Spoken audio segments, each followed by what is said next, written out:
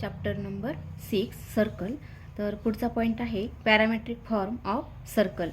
मग आपण इथे एक पहा सर्कल ड्रॉ केलेला आहे. सर्कल कोणतं दिसतं आपल्याला की ज्याचं सेंटर ओरिजिन आहे आणि रेडियस त्याची आर आहे. रेडियस किती आहे आर. म्हणजेच हे सर्कल कोणतं आहे स्टँडर्ड फॉर्ममध्ये x square plus y square equal to r square ह्या फॉर्ममध्ये सर्कल आहे. मग ह्या फॉर्ममध्ये असेल तर आपण इथे काय केलं, इथे एक पॉईंट पी सिलेक्ट केला. पहा हा जो पॉईंट आहे सर्कलवरचा याचे कॉर्डिनेट आपण घेतलेले आहेत एक्स आणि Y. P in bracket x y be any point on circle. म्हणजे हा आपण सर्कलवर कुठेही पॉईंट आपण घेऊ शकतो आणि पीचे कॉर्डिनेट काय आहेत एक्स वाय आहेत. मग आपण काय केलं पुढे draw perpendicular P M on X axis. X ॲक्सिसवर आपण पी एम हा परपेंडिक्युलर ड्रॉ केला.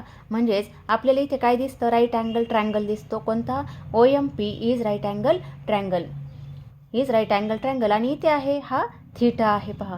आणि मग लेंथ ओ एम पीचे जर कॉर्डिनेट एक्स वाय असतील तर लेंथ ओ एम ही लेंथ ओ एम किती असेल इक्वल टू एक्स असेल आणि लेंथ पी एम ही किती मिळेल वाय मिळेल. म्हणजे हे जे डिस्टन्स आहे हे किती असेल वाय आणि हे जे डिस्टन्स हे एक्स असेल. आणखी लेंथ ओ पी ही किती आहे आर आहे. Length O P equal to r. आणि मग ह्या ठिकाणी आपण कॉस थीटा जर फाइंड केला तर कॉस थीटा म्हणजेच ॲडजसंट साईड अपॉन हायपोटेनस. म्हणजेच length O M divided by length O P. Length O P म्हणजेच लेंथ ओ एम किती आहे एक्स आहे. लेंथ ओ पी आर आहे. म्हणजेच आपल्या रिलेशन येतं x equal to r cos theta. हे रिलेशन मिळतं x equal to r cos theta. आता आपण जर साईन थीटा फाइंड केला तर साईन थीटा म्हणजे opposite side divided by hypotenuse. म्हणजेच length P M divided by length O P म्हणजेच equal to length P M आहे वाय डिवायडेड बाय आर आणि देअरफॉर वाय इक्वल टू काय मिळेल r sine theta. Y equal to मिळतं R sine theta. Therefore x equal to r cos theta and y equal to r sine theta. Y equal to r sine theta is the parametric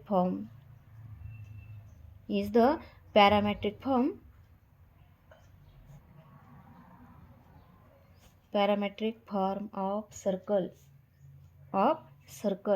circle कोणता आहे हे x square plus y square equal to r square ह्या फॉर्ममध्ये आहे. आणि या थीटाला म्हटलं जातं व्हेअर थीटा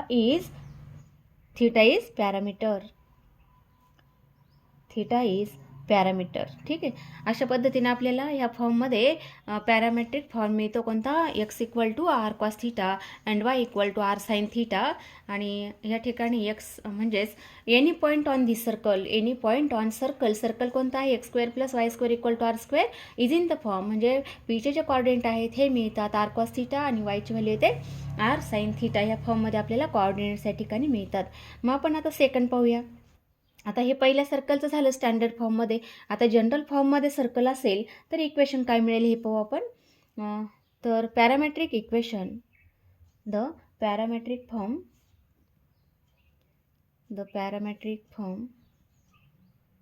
ऑफ सर्कल. आता सर्कल पहा कोणतं जनरल फॉर्ममध्ये. म्हणजेच कोणतं x minus h bracket square plus y minus k bracket square equal to r square is given by. आता याच्यामध्ये पहा सेंटर कोणता आहे एच के हा सेंटर आहे. आता ओरिजिन सेंटर नाही, याच्यामध्ये सेंटर आहे एच के आणि रेडियस आहे आर. म्हणजेच जर सेंटर हा एच के असेल, आपण रफ डायग्राम काढू या ठिकाणी. सेंटर जर हा एच के असेल, सेंटर एच के आणि ही जर रेडियस आर असेल तर या ठिकाणी पॅरामेट्रिक फॉर्म काय येईल हे आपण डायरेक्टली लिहू आपण. तर पॅरामेट्रिक फॉर्म आहे x equal to h plus r cos theta and y equal to k plus r sine theta. म्हणजेच आपल्याला फक्त एवढा फॉर्म्युला हा लक्षात ठेवावा लागेल.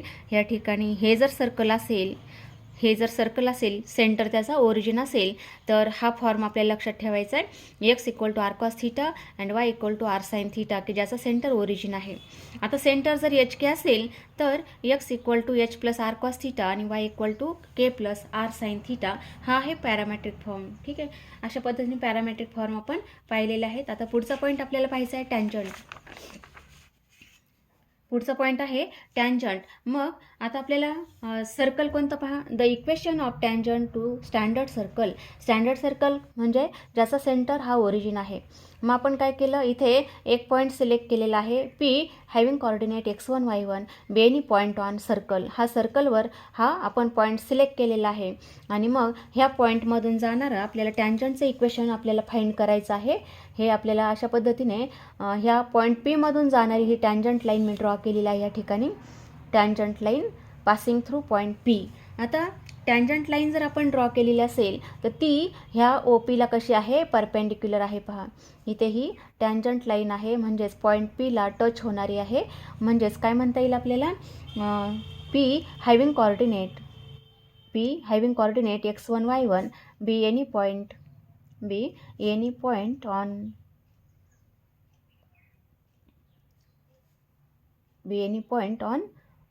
circle, be any point on circle, and therefore slope of OP, slope of O and P, slope of segment OP. तर OPचा slope काय येईल, ओचे कॉर्डिनेट काय असतात 0 0, म्हणजेच काय मिळेल y1 minus 0 divided by x1 minus 0, म्हणजे y1 minus 0 divided by x1 minus 0, म्हणजेच किती येतं y1 अपॉन x1 असं येईल. त्यानंतर आपण काय केलं, टँजंट आपण ह्या ठिकाणी ड्रॉ केलेली आहे. Draw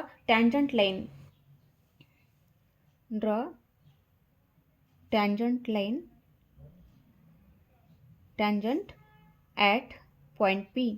Draw tangent at point P. And therefore आता इथे ही लाईन कशी आहे, परपेंडिक्युलर आहे. पहा ह्या लाईनला परपेंडिक्युलर, म्हणजेच tangent line perpendicular to OP is perpendicular to tangent line.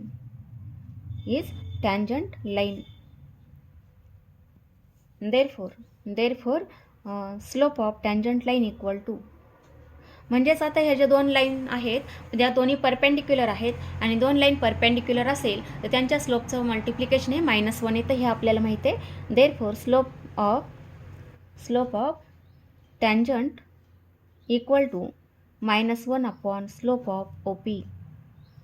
Slope of OP कशावरून लिहिलं आपण, दोन लाईन जर परपेंडिक्युलर असेल तर m1 m2 इक्वल टू -1 असतं, म्हणजे slope of tangent multiply slope of OP equal to -1, म्हणजे स्टेप येते slope of tangent equal to -1 upon slope of OP येईल. Therefore equal to -1 upon slope of OP आहे y1 upon x1, that is equal to -x1 upon y1 is the slope of tangent, and tangent line passing through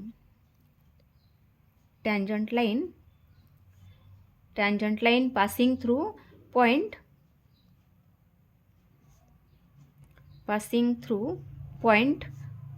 कोणता point आहे तो, P in bracket x1 y1 having slope. मग ह्या लाईनचा slope किती मिळाला आपल्याला, -x1 डिवायडेड बाय y1, हा आला टँजंट लाईनचा स्लोप आलेला आहे. आता आपल्याला काढायचं आहे टँजंटचं इक्वेशन, टँजंट लाईनचं इक्वेशन. मग equation of line passing through point x1 y1 having slope is m. तर फॉर्म्युला काय असतो, y minus y1 equal to m in bracket x minus x1. हा फॉर्म्युला आपल्याला माहिती आहे. Line passing through point x1 y1 having slope is m, then equation of line y minus y1 equal to m in bracket x minus x1. आता tangent line जी आहे ती point P मधून pass होते, म्हणजे point P आहे x1 y1, तर equation येईल y minus y1 equal to, आता m म्हणजे त्या टँजंट लाईनचा स्लोप आहे, तो किती आलेला होता, -x1 upon y1 multiply x minus x1. आता multiplying y1 on both sides, therefore y multiply y1 minus y1 square equal to, म्हणजेच y multiply y1 minus y1 multiply y1, म्हणजे किती झाले y1 square equal to -x1 multiply x, म्हणजेच किती येईल -x x1 -x1 याचा product येईल plus x1² therefore आता ही जी मायनसची टर्म आपण LHSला घेऊ आणि ही जी मायनस टर्म आहे ती RHSला घेऊ. म्हणजेच काय लिहिता येईल आपल्याला x1 plus y1 equal to x1² plus y1² ह्या फॉर्ममध्ये आपल्याला इक्वेशन लिहिता येईल. याला इक्वेशन नंबर आपण 1 लिहूया. त्यानंतर पहा point P x1 y1 lies on circle कोणतं x² plus y² equal to r². हा पॉईंट ह्या सर्कलवर आहे. म्हणजेच हा त्या सर्कलचा काय झाला लोकस पॉईंट झाला. आणि लोकस असेल तर x ची व्हॅल्यू किती टाकायची x1, y ची व्हॅल्यू टाकायची y1. म्हणजेच किती मिळेल x1² plus y1² equal to r². Put this value in equation 1. Put value of r² in equation 1. Therefore, equation 1 काय येईल मग x1 plus y1 equal to r² is the equation of tangent.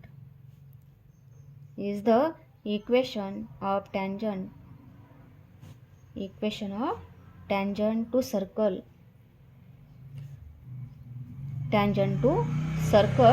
Circle कोणतं x² plus y² equal to r² at point P in bracket x1 y1 अशा फॉर्ममध्ये आपल्याला हे equation मिळालेलं आहे. आता आपण पुढचं इक्वेशन पाहू. इक्वेशन ऑफ टँजंट हा इथे आहे लिहिलेला. Equation of tangent to circle x² plus y² plus 2gx plus 2fy plus c equal to 0 at point P in bracket x1 y1. म्हणजेच आता सर्कलचा सेंटर जर ओरिजिन नसेल, जर सेंटर हा ओरिजिन नसेल तर जनरल फॉर्ममध्ये आपल्याला इक्वेशन माहीत आहे. म्हणजे याचा सेंटर आहे ब्रॅकेटमध्ये -g -f, रेडियस असते r equal to √g² plus f² minus c. हा फॉर्म्युला आपण वापरतो यासाठी रेडियस आणि सेंटरसाठी. ठीक आहे. मग हे इक्वेशन काय मिळतं पहा. Equation of tangent is x1 plus y1 plus g in bracket x plus x1 plus f in bracket y plus y1 plus c equal to 0 हे इक्वेशन मिळतं. ठीक आहे. Is the equation of tangent to circle x² plus y² plus 2gx plus 2fy plus c equal to 0. आणि आता हेच equation कसं लक्षात ठेवायचं पहा. लक्षात ठेवायला सुद्धा सोप्या स्टेप आहेत.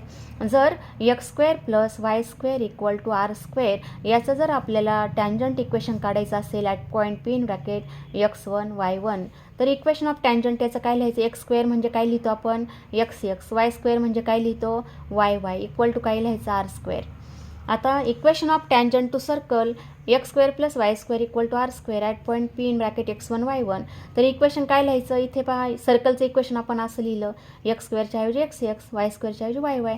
एकाला फक्त x1 आणि एकाला y1 नाव द्यायचं. म्हणजे हे काय मिळतं इज इक्वेशन ऑफ टँजंट. अशा फॉर्ममध्ये आपल्याला हे टँजंटचं इक्वेशन लिहिता येतं at point P in bracket x1 y1. पण आता सर्कल जर असं असेल x² plus y² plus 2gx plus 2fy plus c equal to 0. आता याचं जर इक्वेशन ऑफ टँजंट लिहायचं असेल at point P in bracket x1 y1 at point म्हणजे तो सर्कलवर पॉईंट असतो. तर आता इथे पहा x² म्हणजे कसं लिहिणार x, y² म्हणजे कसं y प्लस आता इथे g आणि 2x म्हणजे x प्लस x. त्यानंतर f लिहिला. इथे काय राहिलं 2y म्हणजे y plus c equal to 0. आता इथे फक्त एकाला x1 एकाला y1 अशा पद्धतीने आपल्याला हे इक्वेशन लिहिता येतं. आणि हे काय मिळालं is equation of tangent to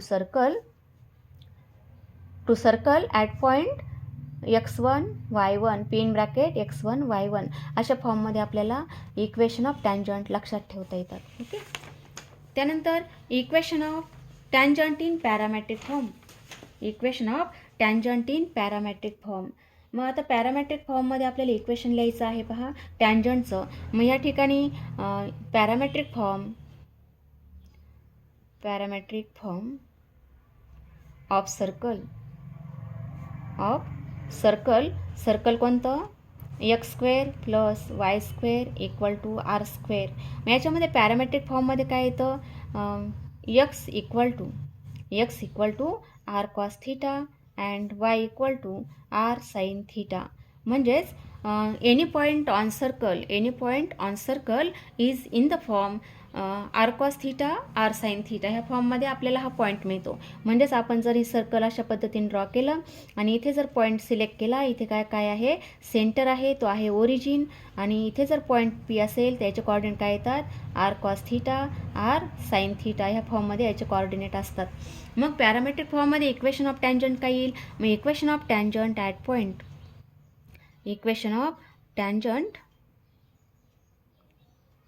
tangent at P in bracket x1 y1 ते काय असतं x1 plus y1 equal to r square ह्या फॉर्ममध्ये. देअरफॉर आता x1 ची व्हॅल्यू काय आर कॉस थिटा. म्हणजेच x multiply r cos theta plus y multiply y1 ची value r sine theta equal to r square. आणि देअरफॉर आता पहा इथे आर आहे, इथे आर स्क्वेअर आहे. म्हणजे दोन्ही साईडला आरने डिवाइड केलं तर इक्वेशन काय येतं x cos theta plus y sine theta equal to r is equation of tangent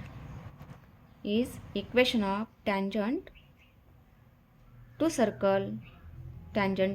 circle कोणतं या ठिकाणी x square plus y square equal to r square in parametric form.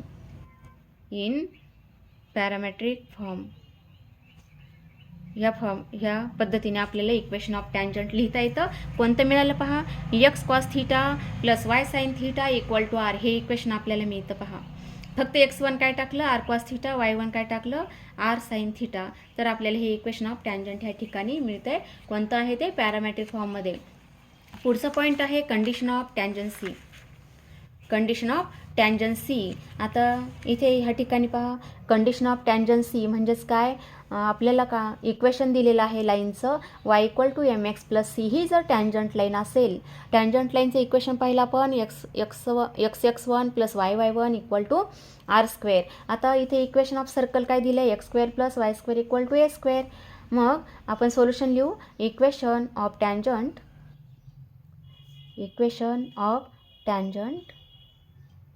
To circle.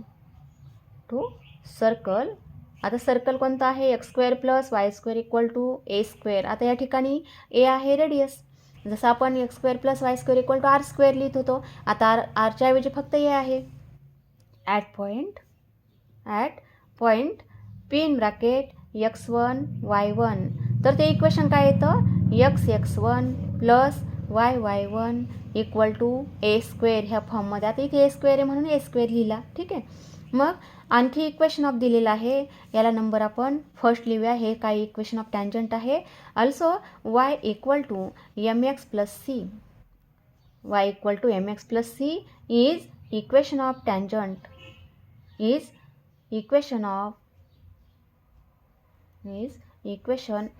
Tangent. हे दोन्ही पण काय आहेत इक्वेशन ऑफ टँजंट आहेत पहा. जर हेच इक्वेशन त्या टँजंट लाईनचं ह्या फॉर्ममध्ये असेल तर आपण काय करूया कम्पेअर करू. This equation can be written in the form mx minus y equal to काय येईल mx हा वाय इकडे घेतला मायनस झालं, सी पुढे घेतला काय होईल मायनस सी. याला number second. Comparing equation 1 and 2. दोन्ही इक्वेशन आता कम्पेअर केले आपण. दोन्ही पण काय आहे एकाच लाईनचे इक्वेशन आहेत. म्हणून आपल्याला कम्पेअर करता येईल. मग कम्पॅरिझन कसं करायचं. इथे पहा एक्स आहे, इथे एक्स आहे. मग जो नंबर राहिला तो आपण फक्त काय करायचा अशा पद्धतीने लिहायचा x1 अपॉन m. आता वायचा कोइफिशियंट. आता इथे वाय आहे, इथे वाय आहे, इथे किती मग y1 आणि इथे पहा किती आहे -1 आहे. आता इक्वल टू किती राहिले इथे ए स्क्वेअर आणि इथे किती आहे -c आहे. अशा पद्धतीने आपण काय केलं, कंपॅरिझन केलं. मग x1 upon m equal to a square upon minus c. तर x1ची व्हॅल्यू किती येईल मग minus m a square by c. फक्त यम काय केला, इथे घेतला, मायनस साईन इथे घेतलं, किती आलं minus m a square by c. And y1 equal to minus minus किती झाले प्लस, म्हणजे किती मिळेल ए स्क्वेअर बाय सी. हा या ठिकाणी आपल्याला पॉईंट मिळतो. And P in bracket x1 y1 lies on circle. Therefore circle कोणतं, x square plus y square equal to a square ह्या फॉर्ममध्ये. देअरफॉर x1 स्क्वेअर प्लस, म्हणजे हा पॉईंट याचा काय झाला, लोकस पॉईंट झाला. x1 square plus y1 square equal to a square. हे काय मिळतं, इक्वेशन ऑफ सर्कल मिळतं, म्हणजेच इक्वेशन ऑफ लोकस मिळतं. आता x1ची व्हॅल्यू किती आहे, minus m a square by c. याचा आपण स्क्वेअर केला. आता y1ची व्हॅल्यू आहे ए स्क्वेअर बाय सी, याचाही स्क्वेअर केला, इक्वल टू ए स्क्वेअर. ठीक आहे. देअरफॉर आता याचा स्क्वेअर केलं तर किती मिळेल, m square a raise to 4 divided by c square plus a raise to 4 divided by c square equal to a square. Therefore आता डिनॉमिनेटर सेम आहे, म्हणजेच न्यूमरेटरची ॲडिशन होते. M square a raise to 4 plus a raise to 4 divided by c square equal to a square.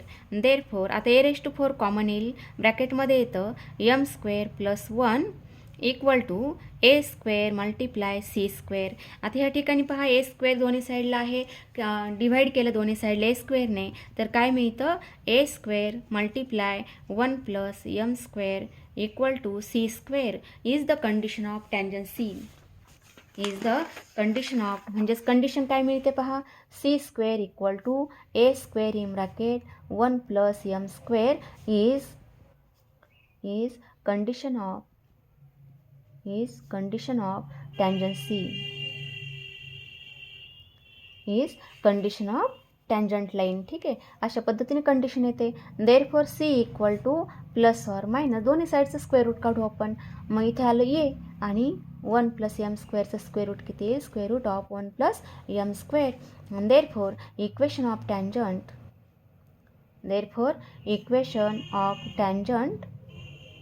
मग equation of tangent काय मिळतं, y equal to m x plus c. तर सीची व्हॅल्यू काय आली, इथे आलं plus or minus a square root of 1 plus m square is the equation of tangent. म्हणजे दोन इक्वेशन ऑफ टँजंट आहेत. कोणते आहेत, y equal to m x plus a square root of 1 plus m square, आणि दुसरं काय येतं, y equal to m x minus a square root of 1 plus m square. असे आपल्याला दोन टँजंट ह्या ठिकाणी लिहिता येतात. ओके, आता पुढचा पॉईंट पाहूया आपण. पुढचा पॉईंट आहे tangent from a point to the circle. पुढचा पॉईंट पहा, tangents from a point to the circle. आता काय म्हटलेलं आहे, फ्रॉम पॉईंट म्हणजे तो आउटसाईडला आहे पहा, असा कुठेतरी पॉईंट असेल, आणि मग इथे जर हा पॉईंट पी दिलेला असेल, तर ह्या पॉईंटमधून आपल्याला दोन टँजंट ड्रॉ करता येतात. म्हणजे अशा फॉर्ममध्ये एक टँजंट ड्रॉ करता येईल, आणि अशा फॉर्ममध्ये आपल्याला ही एक टँजंट ड्रॉ करता येईल.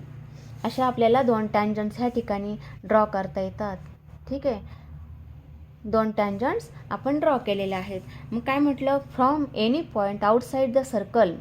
मग P having coordinate x y be any point. हा इथे पॉईंट आहे पहा, P in bracket x y be any point outside of circle.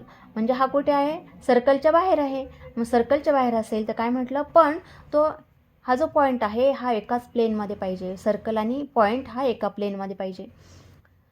In the same plane two tangents can be drawn to the circle. मग आता आपण equation पाहिलं होतं, काय मिळालं होतं, इक्वेशन ऑफ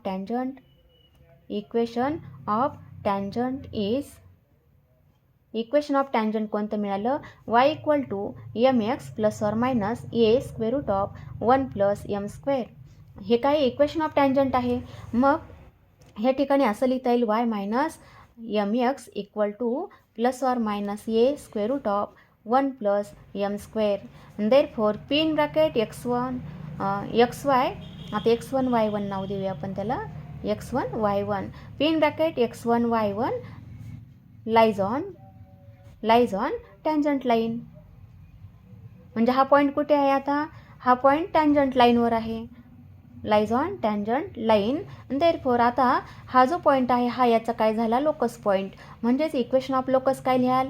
वायच्या ऐवजी y1 आणि एक्सच्या ऐवजी x1 येईल, equal to plus or minus a square root of 1 plus m square. ह्या फॉर्ममध्ये आपल्याला इक्वेशन ऑफ टँजंट लिहिता येतं. तर आता दोन्ही साईडचा स्क्वेअर केला, स्क्वेअरिंग वी गेट स्क्वेअर केला तर काय मिळतं?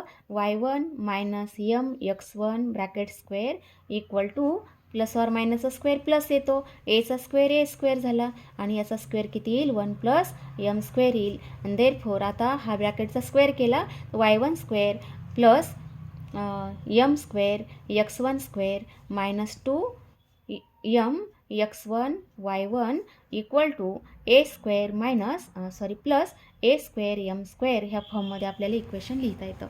आणि देअरफॉर आता इथे पहा एम स्क्वेअर x1 स्क्वेअर आहे, इथे किती आहे? A square m square. मग ही टर्म आपण इकडे घेतली तर प्लसचं काय होईल? मायनस. म्हणजेच या ठिकाणी एम स्क्वेअर कॉमन येईल आणि ब्रॅकेटमध्ये किती येतं? x1 square minus a square minus 2 times x1 y1 m plus y1 square. ही टर्म पुढे इकडे घेऊ म्हणजे किती आलं? A square equal to 0 minus a square equal to 0. आणि देअरफॉर आता हे क्वाड्रॅटिक इक्वेशन दिसतं पहा. इथे काय आहे? M square. इथे किती आहे? यम आहे. Is quadratic equation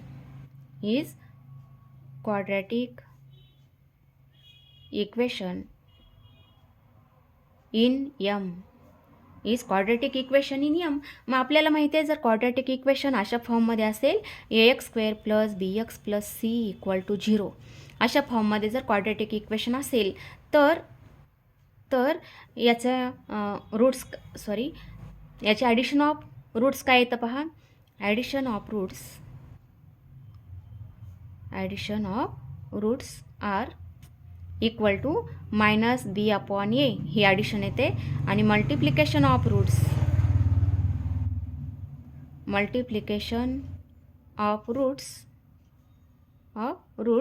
equal to c upon a. ह्या फॉर्ममध्ये आपल्याला फॉर्म्युला माहीत आहे, याचा वापर करून आपण इथे लिहूया. Therefore m1 and m2 are roots of this equation. m1 and m2 are roots of this equation. आणि therefore addition of roots m1 plus m2. मग ॲडिशन काय येईल? इथे पहा minus in bracket minus b upon a. बीची value किती आहे? Minus 2x1 y1 minus 2x1 y1 आणि डिव्हायडेड बाय ए म्हणजे कोइफिशियंट ऑफ एम स्क्वेअर. आता इथे किती आहे मग? x1 square minus a square. म्हणजे इथे आन्सर काय येतं? 2x1 y1 divided by x1 square minus a square is the addition of 2 roots. त्यानंतर मल्टिप्लिकेशन काढलं आपण m1 मल्टिप्लाय m2 तर इक्वल टू मल्टिप्लिकेशन पहा c अपॉन ए. इथे सीची व्हॅल्यू आहे y1 square minus a square divided by x1 square minus a square. अशा पद्धतीने आपल्याला हे मल्टिप्लिकेशन आणि ॲडिशन लिहिता येतं. Therefore 2 tangents can be drawn from point P. म्हणजेच पहा इथे हे काय क्वाड्रॅटिक इक्वेशन इन यम आहे. हे क्वाड्रॅटिक इक्वेशन आहे, तर याला 2 रूट्स आहेत m1 आणि m2. आणि m1 आणि m2 2 रूट्स जर असतील तर याचा अर्थ 2 वेगवेगळ्या टँजंट आपल्याला ह्या पॉईंटमधून ड्रॉ करता येतात थ्रू पॉईंट P. ठीक आहे. त्यानंतर पुढचा पॉईंट पहा डायरेक्टर सर्कल. मग डायरेक्टर सर्कल म्हणजे काय? आता आपण जे पाहिलं होतं 2 टँजंट आपल्याला 2 टँजंट ड्रॉ करता येतात. म्हणजेच आपण हे सर्कल जर ह्या ठिकाणी ड्रॉ केलं तर हे इथे कोणताही पॉईंट घेतला तर अशा पद्धतीने 2 टँजंट आपल्याला ह्या पॉईंटमधून काढता येतात. हे आता आपण पाहिलं. पण ह्या 2 टँजंट जर एकमेकाला परपेंडिक्युलर असेल, 2 टँजंट जर परपेंडिक्युलर असेल तर अशा पद्धतीने ह्या 2 परपेंडिक्युलर आहे आणि ह्या पॉईंटमधून जाणारं जे सर्कल आहे, ह्या पॉईंटमधून जाणारं जे सर्कल आहे याला काय म्हटलं जातं? Director circle. अशा पद्धतीने आपण सर्कल या ठिकाणी ड्रॉ केलं. म्हणजे टँजंट आर ॲट तर सर्कल अशा पद्धतीने आपल्याला ड्रॉ करता येईल. याला काय म्हटलं जातं, डायरेक्टर सर्कल. म्हणजे दोन ज्या टँजंट लाईन आहे फ्रॉम पॉईंट पी, हा पॉईंट पी आहे, पॉईंट पीमधून जाणाऱ्या दोन टँजंट लाईन त्या जर परपेंडिक्युलर असतील आणि त्या पॉईंटमधून जाणारं जे सर्कल आहे त्याला काय म्हटलं जातं, हे आपण काढलं बाहेरचं, हे डायरेक्टर सर्कल काढलं.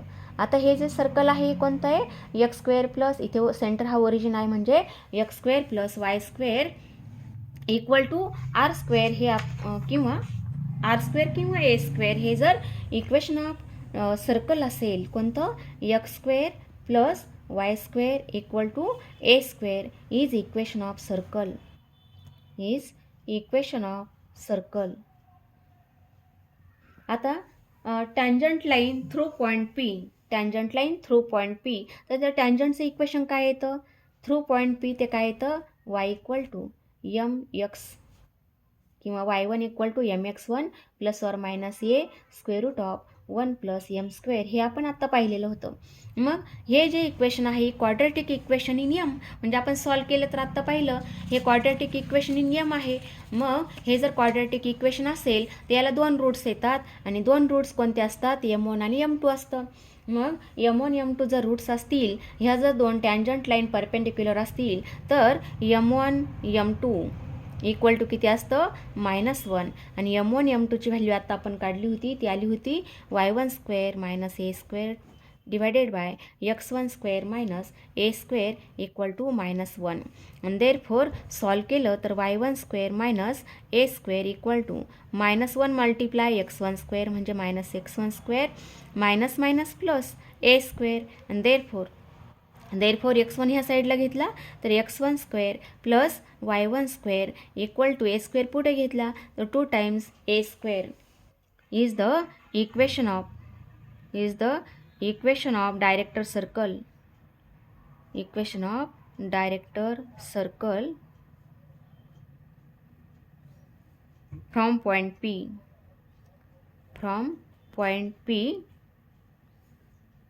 P x1 y1 to the circle कोणतं, x square plus y square equal to a square ह्या फॉर्ममध्ये. ठीक आहे, हुज रेडियस इज, मग या सर्कलची रेडियस किती येते, 2a स्क्वेअर, म्हणजे कशाचा स्क्वेअर आहे हा, स्क्वेअर रूट ऑफ 2a आहे. म्हणजे ह्या डायरेक्टर सर्कलची जी रेडियस आहे ती किती असते, स्क्वेअर रूट ऑफ 2 मल्टिप्लाय ए असते. ठीक आहे.